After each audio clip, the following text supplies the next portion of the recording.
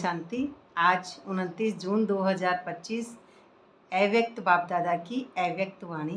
Revise date है 31 दिसंबर 2005। आज अव्यक्त बाप दादा कहते, नए वर्ष में अपने पुराने संस्कारों को योग अग्नि में भस्म कर ब्रह्मा बाप समान त्याग, तपस्या और सेवा में नंबर 1 बनो। तो जिस प्रकार ह्यूमन मन माइंड से, हद की बुद्धि से हम समझते हैं कि 31 दिसंबर पुरानी साल जब जाती है और जब न्यू ईयर्स आता है नया, तो हम उसमें मनाते हैं, एंजॉय करते हैं, प्रोग्राम्स करते हैं। तो इसी बात में हमको आज बाप दादा बता रहे हैं, अपने पुराने संस्कारों को, जो हमारे पुराने संस्कार हैं, उनको योग अग्नि में भस्म कर ब्रह्मा बाप समान त्यागी तपस्वी बनने का कह रहे हैं। तो इसमें जीवन में, कैरेक्टर में जो हमारे पुराने संस्कार हैं, जो हमारी पुरानी यादें हैं, उनको योग अग्नि से जलाना। तो उसमें क्या जलाना कि मैं ये शरीर नहीं, ये आवाज़ नहीं, ये संस्कार नहीं, ये यादें नहीं, ये कुछ भी मैं नहीं। ये जो मेरे को ड्रामा में कर्तापन का जो भान मिला है, शरीर, ये ड्रामा अनुसार मिला है। मैं शरीर नहीं, मैं आत्मा हूँ। तो हद की पहचाने कि मैं मोनापाद पोजीशन, परिवार, हद की बातें, व्यर्थ की कलयुगी बातें, ये पुराना संस्कार, ये मैं नहीं हूँ। मैं एक आत्मा हूँ, डिटैच, ड्रामा से अलग। अब मैं आत्मा इस ड्रामा को देखती हूँ उपराम स्थिति से। तो अब इस ड्रामा में नीचे कोई भी संस्कार आ रहे हैं, वह मैं नहीं हूँ। ये शरीर में जो संस्कार आ रहे हैं वो मैं नहीं हूँ। अब मैं अलग हूँ इस ड्रामा से। तो इस स्टेज पे हम पहुँचते जाएंगे जब हम योग अग्नि से अपने जो पुराने संस्कार हैं वो भस्म करते जाएंगे। तो इसमें तपस्या, उसमें अब ड्रामा में जो हम अपने आप को समझ रहे हैं कैरेक्टर, वो मैं नहीं हूँ, ड्रामा अनुसार मिला है वो। अब उसमें तपस्या आ रही है। तो तपस्या में मैं कौन हूँ? पुरुषार्थ कर रही हूँ। तपस्या में निराकारी स्मृति में अपने आप को हमेशा जोड़े रखूँ। उसमें निराकारी स्मृति से ही दूसरे को निराकार दृष्टि से देखना, दिव्य बुद्धि से। उसमें दोनों आँखों का मेरा यहाँ पे कोई रोल नहीं है। सेवा में नंबर 1 बनो। अब सेवा में नंबर 1 बनना है कि सबसे पहले तो मैं अपने आप को भरपूर करूँगी आत्मा, तभी मैं दूसरों को सुख दूँगी। फिर उसी में चढ़ती कला होगी। तो सबसे पहले खुद की जब चढ़ती कला होगी तो पहला सुख अपना भी उसमें भला होगा, और अपना जब भला होगा तभी हम दूसरों की भलाई सोच सकते हैं।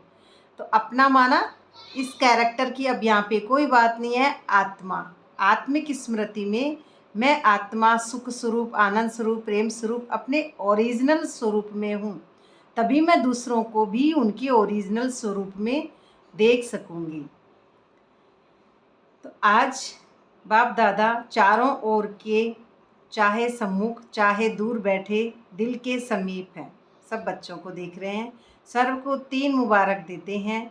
एक नववर्ष की मुबारक है कि जो हमारी स्मृति है वह हम चेंज कर रहे हैं, और दूसरी नवयुग की जो मुबारक है, चेंज कर कि शरीर से हटाकर आत्मिक स्मृति में टिकाना, एक नौक में टिक जाना।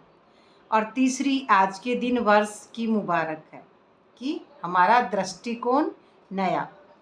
तो आप सभी भी नए वर्ष की मुबारक देने और मुबारक लेने आए हो। वास्तव में सच्ची दिल के खुशी में मुबारकें आप ब्राह्मण आत्माएं लेते भी हो और देते भी हो। तो आज के दिन महत्व है, विदाई भी है और बधाई भी है। विदाई किसकी है? विदाई हमारी पुरानी स्मृतियों की विदाई है और नई स्मृतियों की बधाई है। जो नया कॉन्शसनेस हमको मिल रहा है बाबा द्वारा, सीट पर सेट हम हो रहे हैं, राजा बन रहे हैं, तो हमें स्मृति हमारी लौट गई है आत्मा की, कि मैं आत्मा हूँ। तो इसमें बधाई है। और इसमें जो पुराना है वह गया, अब नया वर्ष है वो आएगा। पुराना मन बुद्धि संस्कार मर्ज हुआ और नया ड्रामा के अनुसार हमें दिव्य बुद्धि मिली है, उसी से हम ड्रामा को डिटैच होकर देखेंगे। तो इसमें जहाँ दो नदियाँ मिली हैं संगम होता है। तो दो नदी, एक नदी यहाँ पे आ रही है हमारी कि गंगा, कि जिसमें हम ज्ञान गंगाएं, या ना कि हम सबको कह रहे हैं कि बाबा का ये ज्ञान है कि आत्मा समझ के परमात्मा को याद करो, तो ये एक बाहरी ज्ञान है। लेकिन जमुना, जब मैं आत्मा पूरे परमात्मा को तपस्या करके, त्याग तपस्या से अपने आप को सीट पर सेट कर लेती हूँ, तो फिर उसके बाद में यही समझते हैं कि अंदर से जैसे 5 विकारों पर श्री कृष्ण नाचते हैं, बोल को निकाल के नदी में से नाचते हैं। तो अब इस ड्रामा में कुछ भी हो रहा है, मैं अतीन्द्रिय सुख में आत्मा हूँ, तो मैं अपने कर्मों से पहचान नहीं बना रही हूँ। यहाँ पे संकल्प, बोल, कर्म, ड्रामा अनुसार जो हो रहे हैं वो मैं नहीं हूँ। मैं उस सुख में रहने वाली आत्मा हूँ, ड्रामा से डिटैच। तो यहाँ पे मैं यमुना हो गई हूँ। जब मैं ड्रामा से डिटैच होंगी तब उस स्मृति में सदा सुख, आनंद, प्रेम और शक्तियों में लवलीन रहना, उस कृष्ण की तरह। तो यहाँ पे कॉन्शसनेस की स्मृति जो है, उसमें कृष्ण अपने आप को हमेशा ड्रामा से डिटैच समझना। अब इसमें ड्रामा से डिटैच है तो उसमें किसी को भी ये कैरेक्टर कैसा भी लग रहा है तो उसमें मेरे को नहीं बहना है। मैं आत्मा हूँ, वो मेरे बारे में जो सोच रहे हैं वह उनका अलग कर्म है। मुझे उनको निराकार स्मृति से ही देखना है कि ये भी एक सूल है, क्योंकि वो इस कैरेक्टर को सभी ही सही नहीं देख सकते हैं, उनकी भी दृष्टि देखने की सबकी अलग अलग है। तो इसी अवस्था में हम समझते हैं कि मैं आत्मा, गंगा और यमुना में भी फ़र्क है। गंगा जब तक सोल कॉन्शियस स्थिति वापस सीट पर सेट नहीं हो जाती वो गंगा रहेगी, जब क्योंकि सीट नहीं मिलेगी तब तक गंगा। और जब सीट मिल जाती है, आत्मा स्वयं स्वयं को वर लेती है, अपने आप को पहचान लेती है, तभी वह जमुना बनेगी। तो इसमें भी अंतर है। यही बाबा समझ रहे हैं कि पुरुषोत्तम जो युग है, उस पुरुषोत्तम युग में हमको मन से, ये मन माइंड है, इससे निकलकर सीट पर सेट होएंगे, तभी उस मेले में हम मिलन मना पाएंगे जो संगम का मेला है। ये मेला ही अज्ञानता से ज्ञान में पहुंचना है। जो अज्ञानता है शरीर की, अपने आप को शरीर समझना, तो इससे छूटकर ज्ञान में ही हमको सीट पर सेट होना है और ज्ञान में ही हमारा दीपक जलेगा, अज्ञान में अंधेरा ही रहेगा। तो ये सोपर में भी सोचा था कि ड्रामा में मुझ आत्मा का ऐसा भी भाग्य नूंदा हुआ है।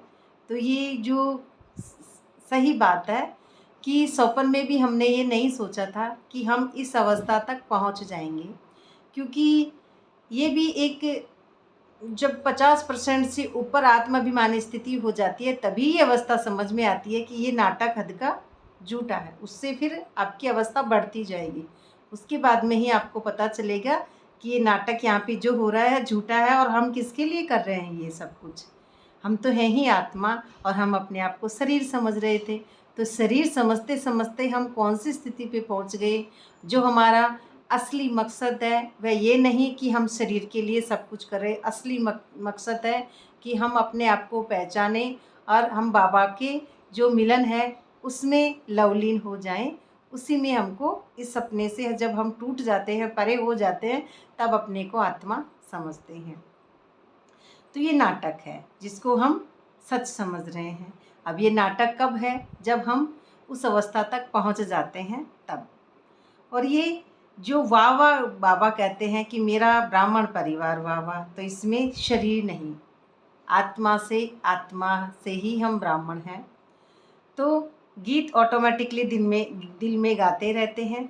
हम दिल में गाते हैं ना ऑटोमेटिकली, तो ये जो ऑटोमेटिकली दिल में गाएंगे तो आत्माभिमानी स्थिति में तो हम इसको आत्मा समझकर यही समझेंगे कि आत्माभिमानी स्थिति में क्यों, क्या, किंतु परंतु, कैसे, तूने मेरे को ये क्यों बोला, तूने ऐसा क्यों किया, ये क्यों, ये स्मृतियाँ नहीं होती है।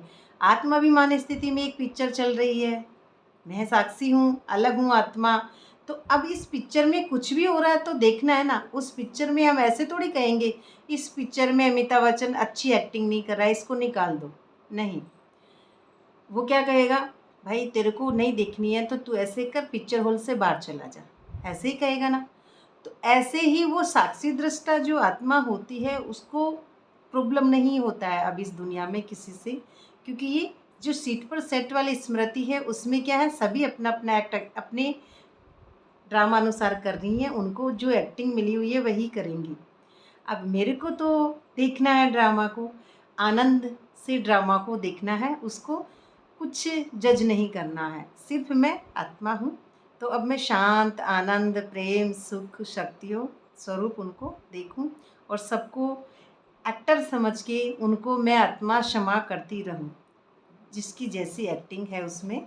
तो उसमें अब मैं आत्मा संकल्प बोल कर्म किसी से भी अपनी पहचान नहीं बनाती हूँ, क्योंकि जो हो रहा है ड्रामा अनुसार हो रहा है। और इसमें ये भी बाबा कहते हैं कि विदाई देने से सदा काल की बधाइयाँ मना सकेंगे। तो विदाई किसको देनी है हमको, कि जो हमारे पुराने संस्कार हैं वो मैं नहीं हूँ, तो मैंपन की विदाई देनी है, कैरेक्टर की विदाई देनी है, देवान की विदाई देनी है।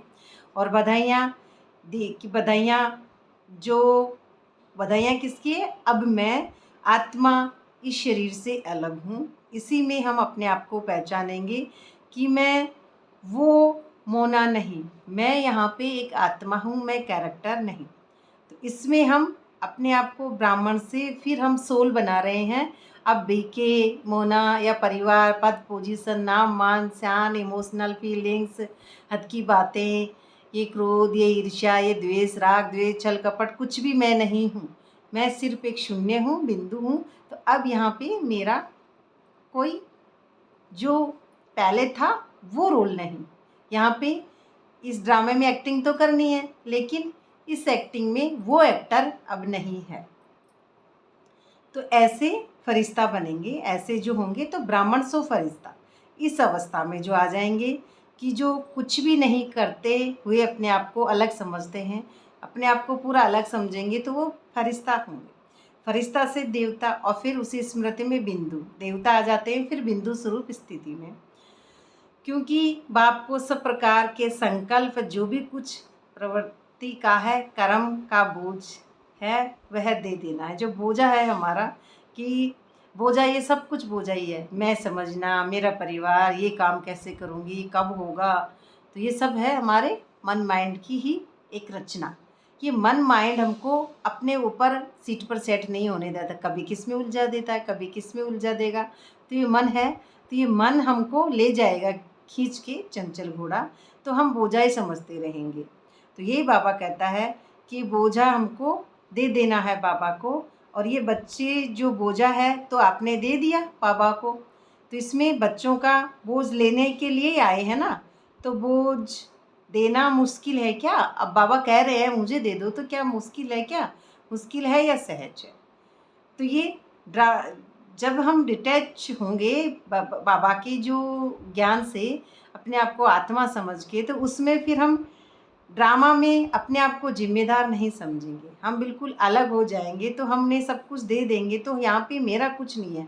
ड्रामा ने दिया है परिवार, पद, पोजीशन, मेरा तो कुछ है ही नहीं है। ड्रामा ने दिया है, ड्रामा अनुसार आत्मा कर रही है। तो ये बोझा सब कुछ दे देना है। अब सबसे सूक्ष्म बोझा है कि पुराने संस्कार, सबसे सूक्ष्म, कि परिवार में गुस्सा है, क्रोध है, लोभ है, कुछ भी आ रहा है, पर मैं वो नहीं हूँ।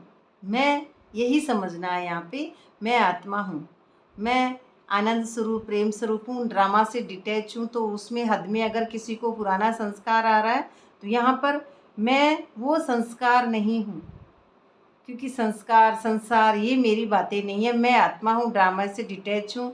अब मेरा यहाँ पे कुछ भी नहीं है, ड्रामा जो करा रहा है मैं वो कर रही हूँ। तो इसमें असोचता, अकर्ता, अभोक्ता, मैं आत्मा हूँ। और यहाँ पे बेफिक्र बादशाह, वो जो बाबा कह रहे हैं, तो सब कुछ देने के बाद में ही हम बेफिक्र बादशाह बनेंगे। तो इसमें इच्छाएँ, इमोशनल्स, फीलिंग्स, ये मैं नहीं हूँ, क्योंकि इच्छा, इमोशनल फीलिंग्स जब तक हम हद में हैं तो वो सबको ही आती हैं ड्रामा अनुसार। तो इससे डिटैच होंगे तभी हम चैतन्य को याद करेंगे उस अवस्था में कि मैं एक चैतन्य, तो फिर क्या हूँ, आत्मा हूँ, तो उसमें चैतन्य हूँ मैं। तो ये शक्ति मुझे हमेशा याद रहे तो मैं बेफिक्र बन पाऊँगी। क्योंकि वैसे भी कई लोग ऐसे हैं कि नहीं नहीं मुझे कोई चिंता नहीं है, वो वैसे ही उनको मालिक ने बनाया ही बेफिक्र है, करेंगे कुछ नहीं जानबूझ के और बेफिक्र। लेकिन बेफिक्र हम कब होंगे, जब हम ड्रामा से न्यारे होंगे और लाइट भी हमको मिलेगी। उस लाइट से ही तो हम दूसरे को लाइट समझेंगे। तो बेफिक्र बनना, निश्चिंत बुद्धि सही बात है, बेफिक्र बुद्धि ये भी सही बात है, लेकिन लाइट भी तो हमको ड्रामा से, बाबा से याद करके मिले, उसी लाइट में हम बेफिक्र बादशाह हो पाएंगे। और पुराने संसार की आकर्षण कम हुई है, पुराने संबंध की आकर्षण कम हुई, लेकिन पुराने संस्कार उसका बोझ मेजॉरिटी में रहा हुआ है। अगर आ जाता है क्रोध, ईर्ष्या, अटैचमेंट मेजॉरिटी में, फिर भी कभी किसी को तो चाहे मनसा, अशुद्ध संकल्प, लेकिन व्यर्थ संकल्प का संस्कार अभी भी परसेंटेज में दिखाई देता है, तो वाचा में भी दिखाई देता है, संबंध संपर्क में भी कोई ना कोई संस्कार अभी भी दिखाई देता है। तो जो सोच है, पुरानी स्मृतियां हैं, जिसको हम बोझा समझते रहते हैं, अगर वह होता है तो पुराने संस्कारों में थोड़ा सा दिखता भी रहता है। तो यही बाबा हमको समझा रहे हैं, बाप दादा, कि इसलिए आज संस्कार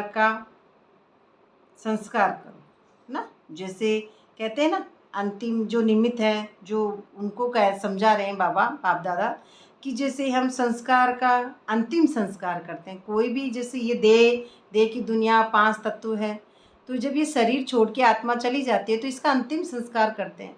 तो ऐसे ही परमात्मा को याद करते कि अंदर की जो स्मृतियां हैं उनके 5 तत्व के पुतले से पूरी निकल जाए, उसमें अब मैं यहाँ पे नहीं, 5 तत्वों का पुतला मैं नहीं, तो मैं अलग हो गया 5 तत्वों का पुतला, और आत्मा ड्रामे से अलग हो गई, डिटैच।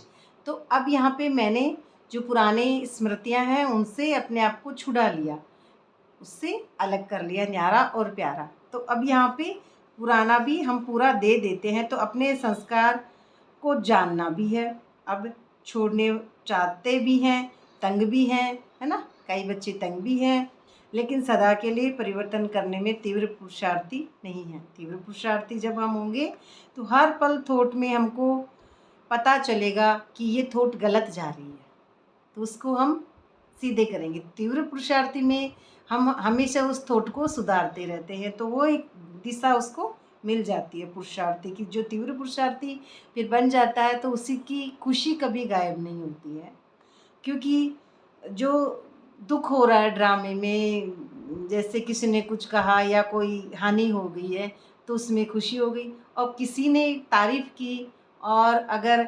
किसी ड्रामा अनुसार नौकरी में या पद पोजीशन में, धन की या परिवार में बच्चे की नौकरी लगी, उसमें खुशी हुई तो आप खुश हो गए, तो ये तो है हद की बातें, इसमें खुश नहीं होना है। माना एक आंतरिक खुशी जो बरकरार है, कुछ भी जाए पर खुशी न जाए, दादी गुलजार जो कहती थी, वो हमेशा बरकरार खुशी रहे किसी भी परिस्थिति में। परिस्थिति किसकी, अब स्वयं की स्थिति तो स्वयं रहती है आत्मा की, परिस्थिति जो रावण की स्थिति है वो मैं नहीं। अब मैं यहाँ पे आत्मा हूँ, तो मैं आत्मा हमेशा खुशी में, आनंद में हमेशा रहूं। तो ये है स्वयं की स्थिति, कि स्वयं को जो बाबा हमको तीव्र पुरुषार्थी समझा रहे हैं। तो इसमें जो रावण को जो मारते हैं ना, तो उसमें क्या होता है, जलाया भी तो ऐसे मारने के लिए पुरुषार्थ करते, थोड़ा बेहोश हो जाता है तो संस्कार है ना। जैसे रावण को मारने के बाद जलाते भी तो हैं, तब वो पूरा ख़त्म होता है, लेकिन यहाँ पे बेहोश हो गया तो फिर वापस उठ जाएगा वो। तो इसका मतलब हमने पूरे संस्कार पुराने अभी जलाए नहीं हैं, तो उसमें ये बेहोश भी होता है संस्कार, लेकिन पूरे नहीं जलवाएंगे तो बेहोश माना कभी कभी वापस होश में आ जाते हैं। जलाया नहीं तो बेहोशी से बीच बीच में उठ जाता है, बीच बीच में उठ जाएगा। तो इसके लिए पुराने संस्कार का संस्कार करने के लिए इस नए वर्ष में योग अग्नि से जलाने का दृढ़ संकल्प का टेंशन लो, है ना। जो हम वर्ष में योग अग्नि से जलाने का, कि मैं न्यारी आत्मा हूँ, योग अग्नि से जलाने के बाद में होगा, फिर उसमें दृढ़ संकल्प कि अटेंशन जो मैं हूँ, अटेंशन हमेशा रहना चाहिए कि कंप्लीट डिटैच कर देना अपने आप को, पूरा न्यारा और प्यारा। तो ये दृढ़ संकल्प हमेशा रहे, एक ब्रेक कि मैं पूरी अलग हूँ आत्मा। तो ये उसी स्मृति में जब हम अपने आप को न्यारा करेंगे, तो इसमें बाबा ये भी कह रहे हैं, बाप दादा, कि योग लगाते हो तो बाप दादा बच्चों को योग में अभ्यास करते हुए देखते हैं। अमृत वेला भी बहुत पुरुषार्थ करते हैं, लेकिन योग तपस्या तप के रूप में नहीं करते, है ना। अमृत वेले अभ्यास करते हैं, मेरी तरफ बाबा की किरणें आ रही हैं और आ रही हैं और ये परिवार, ये पद, ये भी अपना ही लग रहा है। तो किरणें आ रही हैं तो हम खाली हैं, तभी तो किरणें ले रहे हैं। तो अभी हम भरे नहीं हैं और भरे बिना हम डिटैच होंगे नहीं। तो हम खाली अपने आप को समझ रहे हैं, तभी हम किरणें ले रहे हैं बाबा की अपनी ओर, ऐसे खींच रहे हैं, समझ रहे हैं बुद्धि से। तो उसमें हम उस जो खालीपन है, तब भी तो हमको अभी तक खालीपन है। तो उसमें हमको क्या हो रहा है, हम अभी इन 5 तत्वों से परे नहीं हो पा रहे हैं। अभी हमको राजा की सीट नहीं मिलेगी जब तक हम खाली हैं। तो उसमें योग तपस्या करेंगे, लेकिन योग तपस्या तप के रूप में नहीं करते हैं, क्योंकि तप के रूप में नहीं करेंगे तब तक हम निराकार स्मृति से अपने आप को देख ही नहीं सकते कि मैं आत्मा हूँ। तब तक हमारे को वो दिव्य बुद्धि अभी नहीं मिलेगी, क्योंकि तप के रूप में, यानी निराकारी, निर्विकारी, निरहंकारी, तब वो तप हमारा होगा। तो बाप से याद जरूर करते हैं ना, बाप प्यार से याद करते हैं बाबा को, हम प्यार से ज़रूर याद करते हैं, रूह रियान भी बहुत करते हैं, शक्ति भी लेने का अभ्यास करते हैं, पर हम क्या नहीं करते हैं, एकाग्रता की शक्ति विशेष संस्कार भस्म करने में आवश्यक है। एकाग्रता हाईएस्ट स्थिति में हमको टिकना है। जैसा बाप वैसा उस आत्मा और बाबा की शक्ति सेम होती है, तो सेम ऐसी। तो जिस स्वरूप में एकाग्र होने चाहो, जितना समय एकाग्र होना चाहो, ऐसी एकाग्रता संकल्प किया और भस्म। इसको कहा जाता है योग अग्नि। और नामो निशान ख़त्म, है ना। हद की बातें, कहानी, ये हमको ना खींचे, तब हम नामो निशान उसको करेंगे, माने ड्रामा से अलग हो जाएंगे। ये कहानियाँ खींच लेंगी, कुछ भी कहानी है उसमें अटक गई बुद्धि, परिवार, पद, पोजीशन, नाम, मान, अपमान, निंदा, स्तुति, सब में बुद्धि जाएगी, क्योंकि अभी उसमें अंदर से हमारे पूरा रावण मरा नहीं है देवान का। उसमें मोह सबसे ज़्यादा खींचता है, मोह सबसे ज़्यादा होता है व्यक्ति का, वो भी खींचता है। तो भस्म होने के बाद नामो निशान ख़त्म, है ना। भस्म हो गया तो उसके बाद में नामो निशान ख़त्म, क्योंकि फिर भी वो नामो निशान समाप्त कर, तो मारने से फिर लाश तो रहता है ना, तो लाश रहता है, माना कि क्रोध आ गया। अब मारते तो रोज़ है कि बाबा से हमारे परिवर्तन करें अपने संस्कार, लेकिन उसमें कभी क्रोध आ गया, कभी अपने आप को कंट्रोल नहीं कर पा, कभी किसी की दूसरों की बातों में बुद्धि चलेगी, उसमें नुक्स निकाल देंगे, क्योंकि द्वैत है अंदर में, कमी कमजोरियाँ निकाल देंगे, कमी कमजोरियों में चली जाएंगी हमारी बुद्धि। तो फिर ये लाश तो रहता है ना थोड़ा थोड़ा। तो भस्म होने के बाद नामो निशान ख़त्म, क्योंकि कोई व्यक्ति मर गया, अब उसकी लाश को कुछ ना कुछ तो करते हैं ना। तो हमारे संस्कार हैं, उनमें भी अगर थोड़ा सा भी अंश रह गया तो वंश बन जाता है। तो फिर उसमें ये छोटी छोटी बारीक बारीक बातें भी बहुत आती हैं। तो भस्म होने के बाद नामो निशान ख़त्म, है ना। फिर मैं क्रोध नहीं हूँ, मैं ईर्ष्या नहीं हूँ, मैं आत्मा हूँ, मैं कुछ भी नहीं हूँ। अगर कोई संकल्प आ रहा है तो मैं आत्मा हूँ, अपने आप को तुरंत सीट पर सेट करेंगे। तो इस वर्ष योग को पावरफुल स्टेज में लाओ, ये बाबा हमको समझा रहे हैं। तो इसमें मास्टर जो सर्वशक्तिमान है, तो ऑर्डर करेंगे हम समाप्त करने की शक्ति से। तो जब से हम कह रहे हैं कि फिर शक्ति को ऑर्डर देंगे, तो शक्ति को ऑर्डर देंगे कि मैं एक सहन करने वाली आत्मा हूँ, और आ रहा है बीच में सामना करने वाली शक्ति, तो उसमें वो अवस्था नहीं बैठेगी। तो जिस शक्ति को मैं ऑर्डर दूँ वो शक्ति काम करे, तभी उसमें हम ड्रामा से अलग होंगे। तो पुराने संस्कार का कुछ भी ना हो, अंश भी रहा हुआ है, वह अंश बीच बीच में वंश भी पैदा कर देगा, है ना। एक्शन आ जाएगा बीच बीच में किसी भी चीज़ का, जैसे वो अगला कुछ भी कर रहा है तो मेरे को आ गया, तो क्यों आएगा? मेरे अंदर में अभी तक है उसका पुराना जो हमारा अंश है, पुराना अगर बचा हुआ लाश है, उसको जलाई नहीं तो वो वापस आ जाएगा, एक्शन में हमको दिख जाएगा, तो पैदा हो जाएगा। तो ऐसे जो कर्म है उनसे जो कर्म तक भी काम हो जाता है, युद्ध करनी पड़ती है। तो बाप दादा को बच्चों का समय प्रमाण युद्ध का स्वभाव भाता नहीं है, अंदर से हम युद्ध करते रहते हैं संकल्पों में, बाप दादा को भाता नहीं है। बाप दादा हर बच्चे को मालिक के रूप में देखना चाहते हैं। ऑर्डर करो और हजूर। मालिक कैसा होता है कि स्टॉप है ना, जैसा घोड़ा चलाता है ना, तो घोड़ा चलाता है मालिक, उसके ऊपर रहता है, स्टॉप एकदम लगाम खींचता है और अपने सीट पर सेट बैठ जाता है ना, अपनी सीट पर बैठ जाता है। तो ये मन की लगाम हमको खींचनी है कि तू मन नहीं, तू आत्मा है ना। तो ये आत्मा पे जो सीट पर सेट हमको होना है, तो ऑर्डर करो और जी हजूर हो जाए कि मैं आत्मा हूँ, तो ये तुरंत याद आ जाए हमको। तो इसमें थॉट बता रहे हैं आज बाबा, बेफिक्र बादशाह, यही हमारा एक लक्ष्य है। तो कोई है सारी सभा में जो प्रजा योगी हो, माना जिनकी थोट पतित होती है उसको कहते हैं प्रजा योगी। जो प्रजा योगी हो, राजयोगी नहीं है, दोनों में अंतर है ना। प्रजा योगी मन के वश, राजयोगी सीट पर सेट। तो टीचर्स कोई अपने सेंटर पे कोई प्रजा योगी है, कहलाते तो सब राजयोगी हैं। प्रजा योगी के हाथ कोई नहीं उठाता, कोई भी नहीं कहता है हम प्रजा योगी बने, और कोई भी ये नहीं कहता है कि हम त्रेता में आए। सब क्या कहते हैं, हम सतयुग में आए। और बात भी अच्छी है, कॉन्फिडेंस भी हम में होना चाहिए। एक एक बच्चा है तो बाबा का तो सब, बाबा यही कहता है बाप दादा कि एक एक मेरा राजा बच्चा है। जैसे लौकिक में किसी पिता के बच्चे होंगे उसको सारे बच्चे अच्छे लगते हैं। मेरा जब भी छोटा बच्चा मेरा राजा बेटा, फिर थोड़े दिन में और होगा मेरा राजा बेटा, ऐसे सब बच्चे अच्छे लगते हैं। एक एक बच्चा राजा है, तो हर बच्चा स्वराज्य अधिकारी राजा है। अब ये फिर आते हैं नीचे कि कर्मेंद्रियों के बारे में, कि लास्ट टर्म में शुरू में जो 3 मास है बाप दादा देते हैं हमको, तो उसमें 3 मास में यही कहते हैं कि मैं मास्टर सर्वशक्तिमान होकर किसी भी कर्मेंद्री को, किसी भी शक्ति को जब ऑर्डर करें, जो ऑर्डर करे वह प्रैक्टिकल में ऑर्डर माना या नहीं माना, कर सकते हो, माना डिटैच हो सकते हो। प्रैक्टिकल में वो शक्ति आपका ऑर्डर मानती है या नहीं मानती है, डिटैच होकर आप उसको देखते हो या नहीं देखते हो। तो पहली लाइन वाले कर सकते हैं, हाथ उठाओ।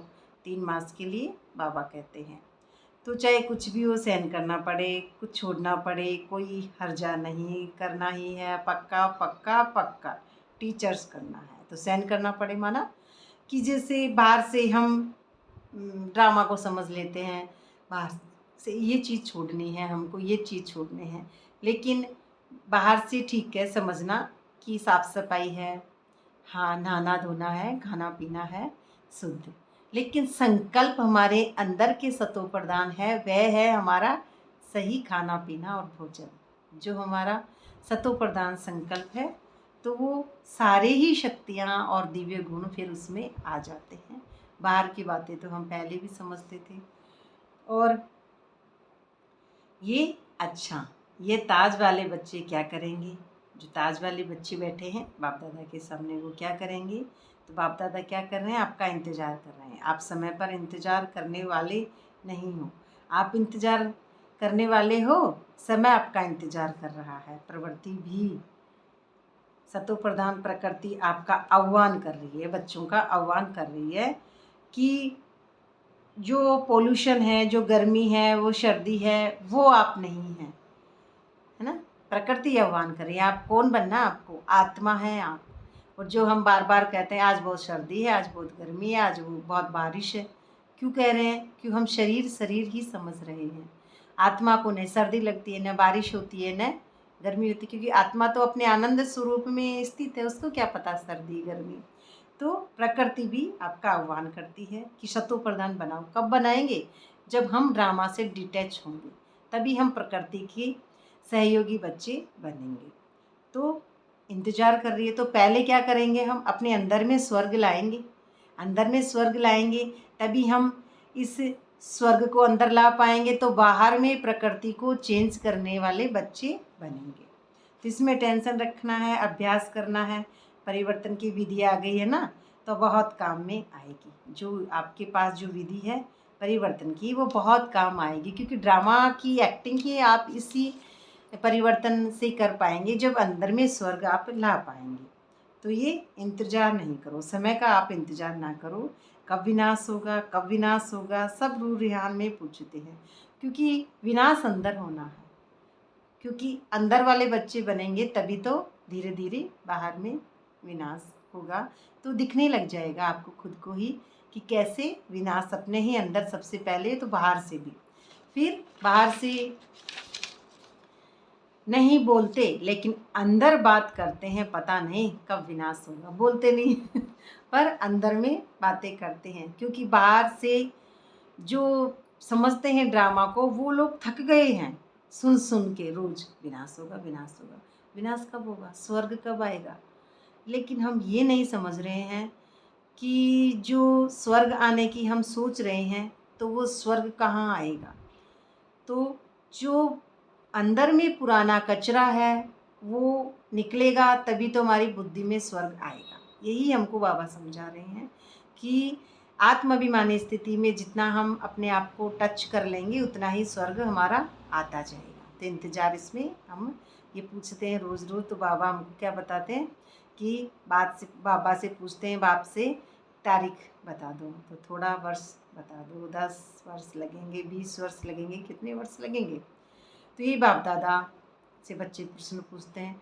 तो आप सब बाप समान बन गए? फिर बाबा हमसे पूछते हैं, बाप दादा क्या कर, आप सब बन गए बाप समान?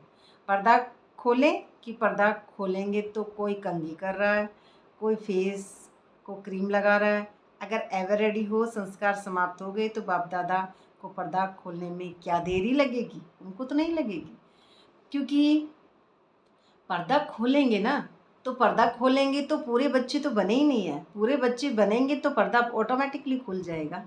पर्दा खोलेंगे तो हमारे संस्कार हैं, किसी की क्रोध के हैं, किसी के मंगतेपन के हैं, किसी के ड्रामा में लालच के हैं, किसी के ईर्ष्या के हैं, और किसी के खाने के हैं, है ना। अब हम पर्दा खुलते ही वहाँ पे कोई क्रोध करेंगे, कोई खाने लग जाएंगे, कोई ईर्ष्या करेंगे, तो ये तो गलत हो जाएगा ना ड्रामे में। तो पर्दा कब खुलेगा? उसी अनुसार सोल वाले बच्चे बनेंगे। तो जैसी डिनाइस्टी आत्माभिमानी स्थिति में हम सब स्थित होंगे, तभी डिनाइस्टी में उसी घराने के बच्चे होंगे, और तभी बाबा बाप दादा पर्दा खोलेंगे। तो यही बात बताते हैं कि अभी ऐसा नहीं करना, होना ही है, कारण ही है, बाप समान बनना है। इसमें भी सभी हाथ उठाने की ज़रूरत नहीं है। ब्रह्मा बाप को देखो, साकार में तो ब्रह्मा बाप को फॉलो करना है ना। ब्रह्मा बाप ने त्याग, तपस्या और सेवा लास्ट घड़ी तक साकार रूप में प्रैक्टिकल दिखाई, लास्ट घड़ी तक की। तो इसमें ब्रह्मा बाबा ने भी जो बातें हैं कि कमरा है, तो ये हम उसको स्थूल में समझते हैं, लेकिन ब्रह्मा बाबा ने मैंपन का पूरा त्याग किया। तो कमरा अपना छोड़ा, बच्चों को कितना प्यार से ब्रह्मा बाबा का कि बच्चों के लिए बनाया है, स्वयं नहीं यूज किया। उनको स्वयं को, क्योंकि अंदर से इतनी खुशी थी कि उनको बाहर में कुछ दिखाई नहीं देता था, कोई कमी कमजोरी दिखाई नहीं देती थी, सब बच्चे सोल दिखते थे। तो जो सोचा वह करके दिखाया। तो सोचना और करना तीनों समान है। तो फॉलो फादर, अखंड मादानी बनना है। तो हर संकल्प सतो प्रधान हो, अखंड महादानी। तो महादानी नहीं, अखंड महादानी प्रैक्टिकल रूप में दिखाया। अंत तक, लास्ट तक बिना आधार के तपस्वी रूप में बैठे। बिना आधार के यानी बिना आधार माना कोई सहारा नहीं था उनका। तो जैसे एक देखा जाए तो रीढ़ की हड्डी सीधी रखते थे, उनको कोई सहारा नहीं था, तो वो तो एक अलग बात है। उनकी शरीर में एक पावर थी, माना एक उस समय, आज के समय से बहुत बुजुर्ग जो व्यक्ति, किसी के दादा नाना थे, उनमें भी बहुत एक अच्छा भोजन उस समय का था। तो बात वो आधार की भी यहाँ पे नहीं है। कोई भी कैसी भी स्मृति में रहे तो आत्माभिमान स्थिति को टच है, अब उसमें है। दूसरे में बातें कहते हैं, तपस्वी थे और आँखों में चश्मा नहीं डाला। तो उनके जो स्मृति थी, आत्मबल बहुत ज़्यादा था, निराधार थे, किसी का आधार नहीं था। आत्मबल सोल कॉन्शियस थी, बहुत पावरफुल थी, तो उनको ज़रूरत नहीं पड़ी। लेकिन हम उनकी बाहर से नकल नहीं करेंगे, क्योंकि किसी को ज़रूरत है तो लगाएंगे, क्योंकि आंखें अब का समय और उस समय में बहुत अंतर है। क्योंकि नंबर अगर किसी के डाउन हो गए या आँखें जो आपकी नज़रें पहले थी उससे भी कमज़ोर हो गए तो हम घाटे में चले जाएंगे। इसलिए हमको बाहर से नकल नहीं करनी है। वो स्थिति उनकी बहुत अलग थी। तो यह सूक्ष्म शक्ति है, और ये क्या है, बहुत सूक्ष्म शक्ति है। ये हमको बेहद में ही समझ में आती है। तो निराधार शरीर पुराना है, दिन प्रतिदिन प्रवृत्ति हवा पानी दूषित हो रहा है ना, दिन प्रतिदिन पूरा। इसलिए बाप दादा आपको कहते हैं नहीं है, क्योंकि आधार लेते हैं। क्यों चश्मा पहनते हो, पहनो भले ही पहनो। अब ये भी कह रहे हैं पहनो भले पहनो, लेकिन शक्तिशाली स्थिति जरूर बनाओ।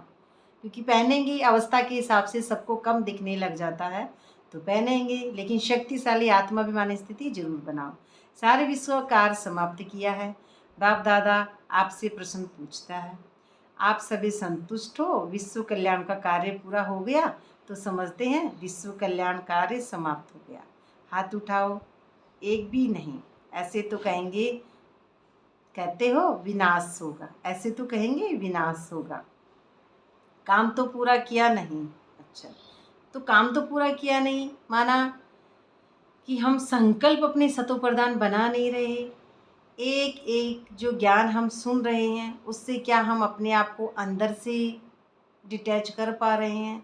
तो पूरा अंदर से खुद का, अपनी पुरानी वृत्तियों का पूरा विनाश कर देंगे, और नई जो जो हमको चाहिए स्मृतियाँ, तो उसमें हमारी पूरी आत्माभिमानी स्थिति जब हो जाएगी तब हम उस अवस्था तक पहुंच जाएंगे, तो काम पूरा हो जाएगा। ड्रामा से जब डिटैच हो जाएंगे तो काम पूरा हो जाएगा। अच्छा, और चारों ओर की उमंग उत्साह वाले बच्चों को, सौदा हिम्मत से बाप दादा को पदम गुना प्यार सब देने वाले को, तो ये जो दोनों आकर्षणों से मुक्त रहने वालों को, सदा बाप दादा बच्चों को बाप दादा का याद प्यार गुड मॉर्निंग नमस्ते। ऐसे ही हम रूहानी बच्चों की रूहानी बाप दादा को याद प्यार गुड मॉर्निंग नमस्ते नमस्ते नमस्ते। बाबा बहुत बहुत शुक्रिया बाप दादा का। वरदान में है आज की सदा काल के अटेंशन। सदा काल का अटेंशन, संकल्प में भी अटेंशन। सदा काल का अटेंशन द्वारा विजय माला में पिरोने वाले बहुत समय के विजयी भव। बहुत समय की विजय माला यानी स्थिति को टच करना है हमको, हमारी जो हाईएस्ट स्थिति है उसको टच करना, विजय माला का मन का बनना। तो बहुत समय के विजयी माला के मन के बनते हैं। विजयी बनने के लिए सदा बाप को सामने रखो। जो बाप ने किया वही हमें करना है। हर कदम पर जो बाप का संकल्प वही बच्चों का संकल्प, जो बाप के बोल वही बच्चों के बोल। तब विजयी बनेंगे, तब विजयी बनेंगे। यह टेंशन सदा काल का चाहिए, तब सदा काल का राज्य भाग्य प्राप्त होगा। क्योंकि जैसा पुरुषार्थ वैसी प्रारब्ध है। सदा का पुरुषार्थ है तो सदा का राज्य भाग्य है। क्योंकि पुरुषार्थ निरंतर होगा तभी हमको निरंतर का राज्य भाग्य मिलेगा। और अगर पुरुषार्थ कभी कभी का होगा तो कभी कभी का ही हमको राज्य मिलेगा। ये आज वरदान में हमको समझा रहे हैं। क्योंकि विजयी भव, भव यानी बनना, तो ये इस स्मृति में हमको सदा के लिए आत्माभिमान स्थिति में टिकना। स्लोगन में कहते हैं सेवा में सदा जी हुजूर करना, यही प्यार का सच्चा सबूत है। सदा जी सेवा में माना एक तो बाहर की सेवा होती है, भोग लगाना, झाड़ू लगाना, पोछा लगाना, वो तो ठीक है, हद की बात है एक। लेकिन एक जी हजूर माना कि सबको हमेशा सत्य, मैं आत्मा सत्य, तो उसको भी सत्य से देखूं। ये पांच तत्व का पुतला मैं नहीं हूँ, मैं आत्मा हूँ। तो पांच तत्व का पुतला कोई भी कुछ कर्म कर रहा है उससे बुद्धि नहीं लगानी है। आत्मा हमेशा दूसरी आत्मा को देखी, उसकी बिंदु स्वरूप स्थिति को। तो यही प्यार का सच्चा सबूत है। क्योंकि हमारा बाबा सिर्फ सोल को देखते हैं, रोल को नहीं, और यही सच्चा सबूत है। अव्यक्त इशारे में कहते हैं अंतर्मुखी बनो। जैसे कोई भी व्यक्ति दर्पण के सामने खड़ा होता है, स्वयं का साक्षात्कार कर लेता है, वैसे आपकी आत्मिक स्थिति शक्ति रूपी दर्पण के आगे कोई भी आत्मा आवे तो वह सेकंड में स्वरूप का दर्शन का साक्षात्कार कर ले।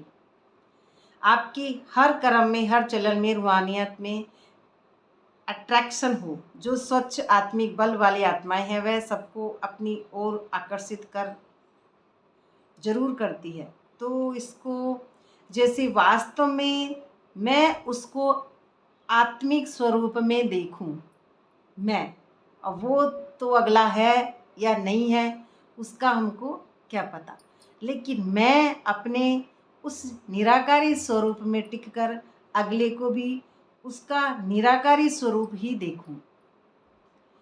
क्योंकि इंटरनल जो पावरफुल जो स्टेज है उसी में मैं अपने आप को समझूं कि मैं आत्मा हूँ। मैं उनको सुनने में ही देखूं हमेशा, और अपने आप को भी उसी स्थिति में रखूंगी, तभी मैं उनको देखूंगी। अच्छा, ये थी आज की बाप दादा की अव्यक्त वाणी। बाप दादा का बहुत बहुत शुक्रिया।